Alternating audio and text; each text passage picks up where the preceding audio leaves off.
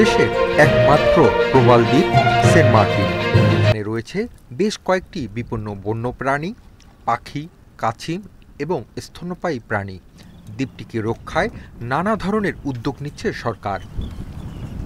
নভেম্বরে পর্যটন মৌসুম শুরুর আগেই সেন্ট মার্টিনে ভ্রমণ বিষয়ক নানা বিধিনিষেধ কার্যকর হবে বলে জানিয়েছেন পরিবেশ উপদেষ্টা সৈয়দা রিজওয়ানা হাসান। এর মধ্যে রয়েছে পর্যটকের সংখ্যা নির্দিষ্ট করা, রাত্রি যাপনে নিষেধাজ্ঞা সহ কিছু বিধিনিষেধ।